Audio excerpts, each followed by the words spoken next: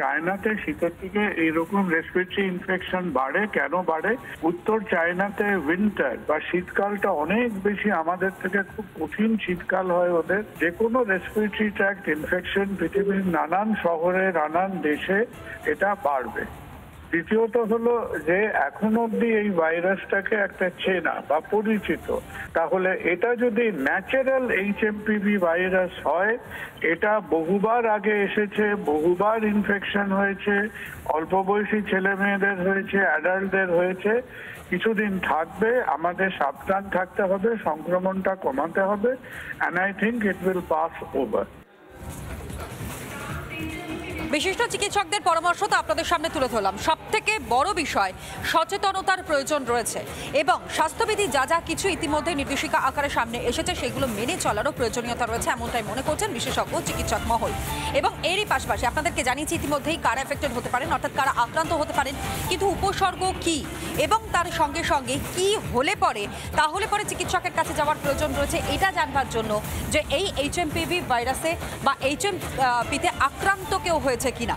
সব থেকে বড় বিষয় যেমনটা এখনো পর্যন্ত চিকিৎসকেরা বলছেন, সর্দি কাশির মতন উপসর্গ থাকতে পারে, আর একই সঙ্গে কিভাবে ছড়ায়, যেখানে আক্রান্তের সংস্পর্শে আসার ক্ষেত্রে বেশ কিছু নিষেধাজ্ঞা জারি করা হচ্ছে। আক্রান্তে ব্যবহৃত জিনিসপত্র এবং তার সংস্পর্শে এলেও হয়তো ছড়াতে পারে এই রোগ, এবং তার পাশাপাশি হাত মেলালে বা ছুলে, অর্থাৎ কোথাও গিয়ে এই কোভিড-19 পিরিয়ডে যেরকমটা আমরা দেখেছি যে কিছুটা হলেও হয়তো একটা দূরত্ব বজায় রাখার বার্তা চিকিৎসকেরা তারা দিয়েছিলেন, এবং সেই বার্তাই আরও একবার তুলে ধরছেন বিশিষ্ট চিকিৎসকেরা।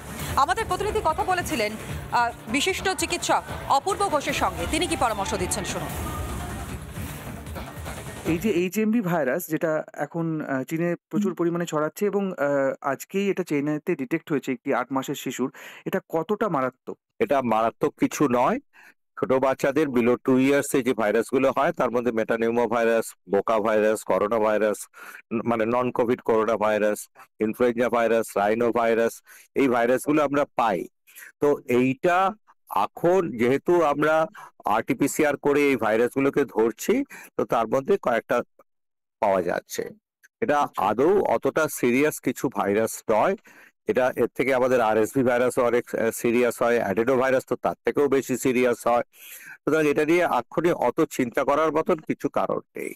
যেটা আমরা দেখেছিলাম কোভিডের ক্ষেত্রে, যে কোভিডের মতো ভাইরাসও আমাদের ছিল আগে থেকে, কিন্তু হঠাৎ করে নভেল করে না যেটা বা কোভিড যেটা সেটা বেশি এফেক্টিভ হয়ে যায়, কারণ মনে করা হচ্ছিল যে এটা কিছুটা মিউটেট ছিল বা কিছুটা হয়তো সেটা হতেই পারে, সেটা চেঞ্জ হয়েছিল। তাহলে এরকম হওয়ার কি কোনো একটা সম্ভাবনা রয়ে গেছে? যে সেগুলো সম্ভাবনা সবসময় থাকবে, কিন্তু মেটানিউমো ভাইরাস নিয়ে আমি এক্ষুনি খুব বেশি ওয়ারিড নয়। আপনি একজন চিকিৎসক হিসেবে কি পরামর্শ দেবেন বা কি বলবেন? এই মুহূর্তে আমার স্পেশাল কোনো পরামর্শ কিছু নেই। নর্মাল যেরকম হ্যান্ড হাইজিন, ডিস্টেন্সিং, যেটা কোভিড এর সময় আমরা ফলো করেছি সেটাই করতে বলবো। ভিড় জায়গায় গেলে কি মাস্ক ব্যবহার করাটা আবার অভ্যেস করতে হবে? আমি এখনই তো, তখনও দেখুন কোভিড এর সময় আমরা বাচ্চাদেরকে মাস্ক ব্যবহার করতে বলিনি। তো এখনো আপনি সাজেস্ট করবেন যে এক্ষুনি মাস্কের প্রয়োজনীয়তা নেই? না। তবে HMP ভাইরাসের উপসর্গ কি কি, মানে কি হলে পরে বুঝবেন বা আন্দাজ করা সম্ভব যে আদৌ এই ভাইরাস কোনো রকমের কোনো প্রভাব ফেলেছে কিনা? জ্বর, সর্দি, কাশি এগুলো তো খুব নর্মাল, চিকিৎসকেরা তারাও বলছেন। পাশাপাশি গলায় ব্যথা হতে পারে, নাক বন্ধ হওয়ারও সম্ভাবনার কথা জানানো হচ্ছে। অর্থাৎ এই ভাইরাস যদি কোনো রকমভাবেই জাঁকিয়ে বসে তাহলে কোন কোন উপসর্গগুলো হতে পারে, যেই উপসর্গগুলো প্রথম লক্ষণীয় এবং তা লক্ষ্য করবার পরই মূলত চিকিৎসকের পরামর্শ নিতে হবে। সেইখানে প্রথমে বলা হচ্ছে সর্দি কাশি, নাক বন্ধ, জ্বর ও গলা ব্যথা, এমনকি শ্বাসকষ্টও হতে পারে, এমনটাই কিন্তু চিকিৎসকেরা তারা জানাচ্ছেন। অন্যদিকে শিশুরোগ বিশেষজ্ঞ জয়দেব রায়ের সঙ্গে আমরা কথা বলেছিলাম, কি জানিয়েছেন বিশিষ্ট চিকিৎসক, শুনুন। এটা 2001 সালে নেদারল্যান্ডে প্রথম ডিটেক্টেড হয়েছিল।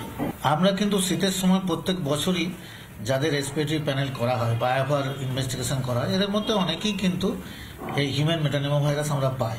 এই হিউম্যান মেটাভাইরাস ভাইরাসটা অত ভয়ঙ্কর নয়। এটা যেমন আমি বললাম, কমনলি এটা আপার রেসপিরেটরি ট্র্যাক্টকে ইনফেকশন করে, কিন্তু কখনো কখনো এটা লোয়ার রেসপিরেটরি ট্র্যাক্টেও চলে যায়। লোয়ার রেসপিরেটরি ট্র্যাক্টে গেলে সেখানে বঙ্কাইটিস, নিউমোনিয়া এই ধরনের হতে পারে। খুব ছোট বাচ্চাদের ক্ষেত্রে ইমিউনিটি কম, খুব বুড়োদের ক্ষেত্রে ইমিউনিটি আবার কমে যায়। ছোটদের ক্ষেত্রে ইমিউনিটি ডেভেলপ করেনি, আর বুড়োদের ক্ষেত্রে ইমিউনিটিটা ডেভেলপ করেও এখন সেটা নষ্ট হয়ে যাচ্ছে, যেটা 65 ইয়ার্স অ্যাবাভ তাদের ক্ষেত্রে এটা সিভিয়ার হতে পারে। এখন পর্যন্ত মেটানিউমো ভাইরাস যেটা আমরা দেখছি সেটার তার সিভিয়ারিটি খুব কম। করোনার কথা ভেবে হঠাৎভাবে কিন্তু আতঙ্কিত হবেন না, কিন্তু আবার এটা খুব লুজলি ছেড়ে দিলেও চলবে না, তার কারণ সতর্কতাটা অবশ্যই দরকার। আমি তো জানি না এই ভাইরাসটাও মিউটেট করে গেছে কিনা বা মিউটেট হচ্ছে কিনা, এখন পর্যন্ত আমাদের কাছে কোনো ইনফরমেশন নেই। নানা ধরনের কন্টেন্ট দেখার জন্য লাইক করুন, শেয়ার করুন আমাদের ফেসবুক পেজ, সাবস্ক্রাইব করুন আমাদের ইউটিউব চ্যানেল। পাশাপাশি অন্যান্য ব্রেকিং নিউজের জন্য অবশ্যই চোখ রাখুন রিপাবলিক বাংলায়।